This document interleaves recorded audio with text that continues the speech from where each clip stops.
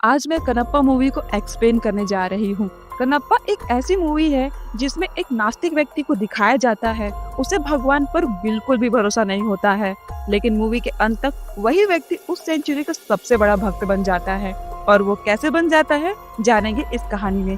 तो देरी नहीं करते हैं और कहानी की शुरुआत करते हैं। हेलो वॉचर्स, मैं हूँ आरती और आप देख रहे हैं वॉचिंग पॉइंट। कहानी की शुरुआत में भगवान शिव जी और माता पार्वती को दिखाया जाता है। वे दोनों पासा खेल रहे होते हैं और माता पार्वती जी जीत जाती है।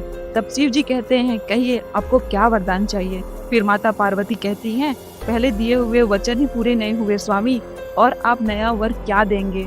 फिर शिव जी पूछते हैं, कौन सा वर देवी। माता कहती है, श्री कालहस्ती के बलिदान पर वचन दिया था कि वहाँ वायुलिंग की स्थापना होगी और एक तीर्थ स्थल बनेगा, वो कब निर्माण होगा स्वामी।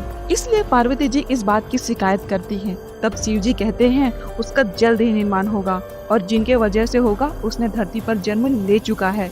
फिर शिव जी अपने भक्त थिन्ना के बारे में बताते हैं। अब सीन में थिन्ना को दिखाया जाता है, जो बचपन से ही बहादुर है और अपने दोस्तों में सबसे ज्यादा ताकतवर है।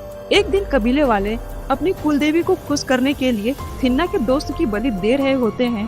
तब थिन्ना इसका विरोध करता है, पर उसका कोई नहीं सुनता। थिन्ना अपने दोस्त से बहुत प्यार करता था। उसकी माँ की भी मृत्यु बचपन में हो चुकी थी, इसलिए वो माँ की मूर्ति और भगवान पर भरोसा करना बंद कर देता है। वह सोचता है कि कोई भगवान उसके अपनों को क्यों मारेगा। थिन्ना बलि प्रथा के खिलाफ होता है, जबकि कबीले वालों को लगता है कि उनकी जानलेवा बीमारी से देवी माँ ही बचा सकती है और बलि देना उनकी प्रथा बन चुकी थी। यहीं से थिन्ना और कबीले वालों के बीच भगवान को लेकर अलग अलग नजरिए हो जाते हैं। थिन्ना के पिता कबीले के सरदार होते हैं। वे थिन्ना पर कभी अपने रीति रिवाज या विश्वास थोपने की कोशिश नहीं करते हैं। वे थिन्ना को अपने रास्ते पर चलने की आजादी देते हैं।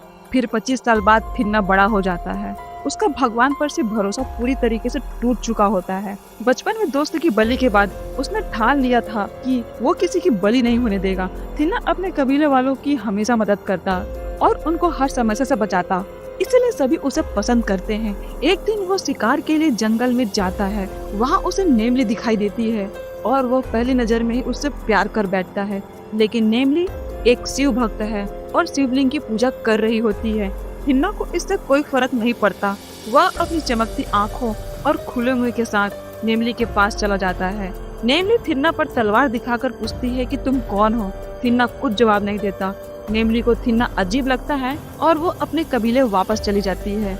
नेमली के कबीले में महिलाएं शासन करती हैं।